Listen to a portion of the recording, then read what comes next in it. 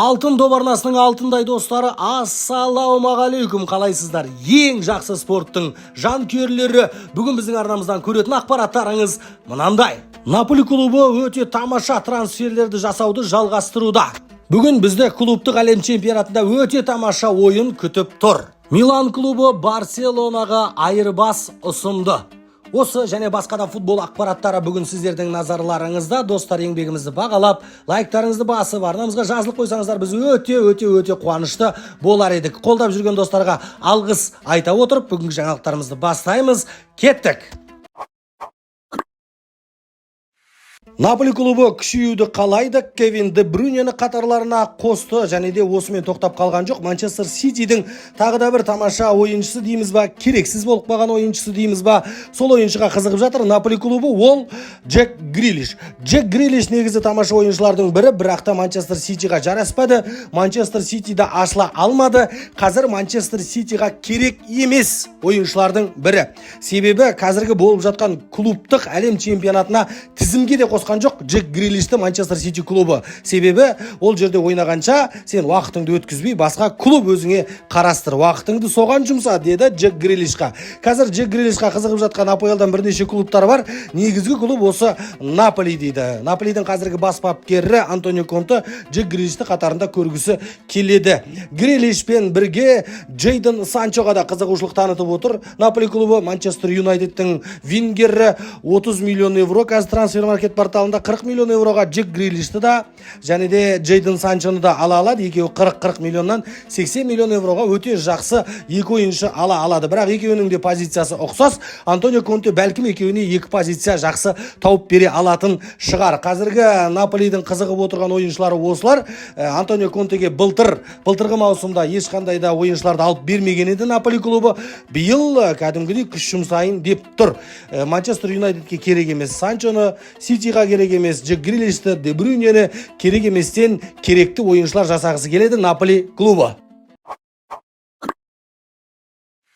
Ливерпульдің шабуылшысы Дарвин Нуньес осы жазғы трансферлік терезеде клуб ауыстырады деді әйгілі инсайдер Фабрицио Романо. Негізінде енді қызыққан клубтар Сауд Арабиясының клубтары қызықты, және де Наполи. Және айтып отырған Наполида бұл Дарвин Нуньеске қызығып, және де алғашқы ұсынысын жасап, жеке өзімен сөйлесіп те көрген екен. Енді бұл іске асады ма, аспайды ма белгісіз. Себебі қазір Ливерпуль клубы Дарвин Нуньес үшін өте үлкен ақша сұрап отыр.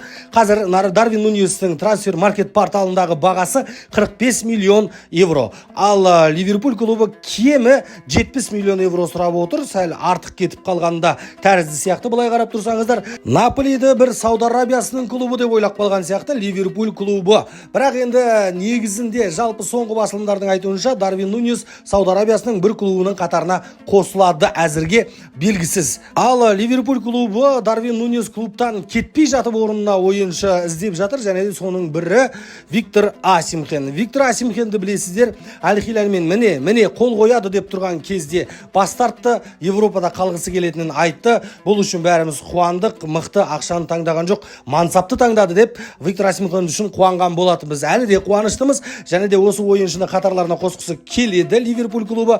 Бірақ Виктор Осимхен өте үлкен ақша сұрап отыр, жалақы сұрап отыр. Аптасына 450 миллион евро Мұхаммед Салахпен бірдей табыс тапсам деп отыр. Енді аптасына жарты миллион евро беретіндей клуб ол Ливерпуль емес. Бұл Виктор Осимхен да Ливерпульді Сауд Арабиясының клубы деп ойлап қалған сияқты.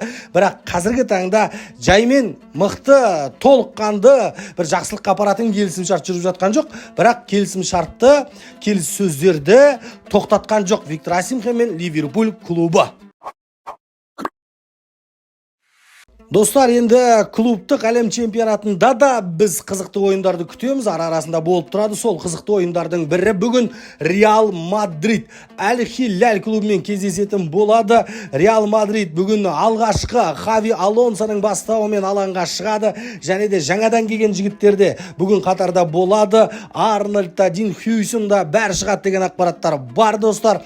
Енді Хави Алонсоның қандай тактика қойды, қалай өзгертті Реалды, оны көретін боламыз. боламыз. Ал енді Реалмен шығайын деп тұрған қарсыласта оңай емес Аль-Хилаль клубы. Аль-Хилаль клубының бас бапкері, Интердің бас бапкері болған Симеоне Инзаги. Бұл да бүгін алаңға алғашқы болып ойынына алып шығады Аль-Хилальдің құрамы да өте жақсы. Қақпашының өзі Ясин Буну, Калиду Кулибали, Кансело, Невеш, Савич, Малком, Митрович деген сияқты артта да, ортада да, алдыда да өте тамаша ойыншылар бар Аль-Хилальда. Және бұл ойын енді өте қызыққа толы болады. Сарапшылар, аналитиктар екі жақта гол соғады деген ақпараттарды бізге жеткізуде. Енді достар, айта берсең мына жерге сыймайды, сондықтан да біз сіздерге Telegram арнамызда ұсынып отырмыз. Одан да басқа бұл ойын жайлы ақпараттарды, фактыларды. Және Telegram арнамызда осы ойынның тікелей эфирін береміз. Салынған голдарды дәл уақытында дер кезінде сіздерге Telegram арнамызда ұсынып отырамыз. Және де футболдың барлық жаңалықтары біздің Алтын доптың Telegram арнасында екенін сіздерге бір ескертіп қояйық. Алтын доп Telegram арнасының сілтемесі осы видеоның астында комментарий бөлімінде, описание бөлімінде тұрады. Тіркеліп қойыңыздар, футбол жаңалықтарынан қапы қалмаңыздар. Ал енді Реал Мадридқа да Аль-Хилальға да сәттілік тілейміз. Жаңадан келген екі жақтың мықты бапкерлеріне сәттілік тілейміз. Тамаша ойынды күтеміз. Бұл ойын бүгін түнгі сағат 12:00-де болады. Парис Сен-Жерменнің алғашқы трансфері осы жазғы трансферлік терезеде ол Илья Забарни болады деп күтілуде. Қазір екі жақ толық қанды келіссөздерді жүргізіп болды. 2031 жылға дейін келісім шарт жасалады. Бұның бәрі нақтыланып қойған. Енді тек қана қол қою, ресми түрде хабарлау ғана қалды. Забарниға қызығып жатқан клубтар өте көп.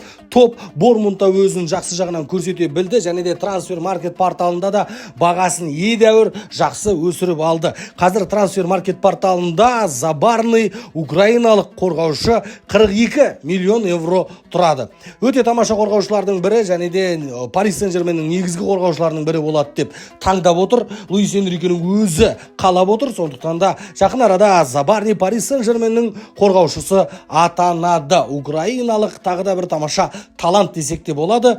Парис Сен-Жерменде баяғыда тек қана жұлдыздарды алмайды, қазір таңдап керекті ойыншыларды ғана алады. Жұлдыздармен емес, командалық ойынмен нәтижеге жететінін Парис Сен-Жермен енді түсінген тәрізді. Италиялық клубтар барынша күшеюге, бәсеке бола алатын клубқа айналуға тырысып жатыр қазіргі таңда. Соның ішінде Милан клубы. Милан клубының шабуылшысы вингері Рафаэл Ляо Барселонаға барғысы келетін жеткізіп қалды аяқ асты. Және де бұндай кеткісі келетін ойыншыны қазіргі жаңадан келген бас бапкер Алегри ұстағысы келмейтінін айтты. Және Алегриға осы Барселонаның қорғаушысы Рональд Араухо өте қатты ұнайды екен. Миланның басшылары ұсыныс жасады, осы Рональд Араухоны алайық деп. Ал енді бұл жолы Барселона Ляоға қалай қарайсыздар, сатасыздар ма деген ұсыныс жасаған жоқ. Ляоны Барселонаға Миланның өзі ұсынды. Ляо мен Рональд Араухоны ауыстырайық деген сияқты ұсыныс жасаған екен. Бұл екі жақ үшінде өте тиімді ұсыныс па деп ойлап қоям. Енді алдағы уақытта өздеріңіз білесіздер, Рональд Араухоның Барселонамен келісім шарты 2030 жылға дейін, бірақ та ол жерде басқаша бір тармақ бар. Алдыңғы айдың 15-не дейін егерде алушылар болатын болса 65 миллион евроға сатуға дайын Рональд Араухоны Барселона клубы. Себебі Барселона өздерінің қаржылай қиындықта екенін біледі. Барлық жолдарды қарастырып қойған. Рональд Араухоны алғысы келетін адамдар болса 15-не дейін оңай сата алады 65 миллион евроға. Енді сатуға да болады, болмаса ауыстыруға да болады. Рафаэл Ляо Барселонаға жарасатын сияқты. Бірақ Барселона қазір Нико Уильямсты аламыз деп жатыр. Бұл жағдай әзірге белгісіз. Бастысы Милан клубы Араухоға қызығып жатыр. Араухоны қатарына қосқысы келеді Миланның жаңа бас бапкері. Бүгінге осы достар, арнамызға жазылып қоңыраушаны басып қоюды ұмытпаңыздар. Бізбен бірге болыңыздар, жан-жақтарыңызға тарата жүрсеңіздер, жазылмай қарап жүрген достар, жазылып қойсаңыздар, біз өте қуанышты болар едік. Ал қолдап жүрген достарға үлкен алғыс айтамыз. Келесі кездескенше назарларыңызға рахмет.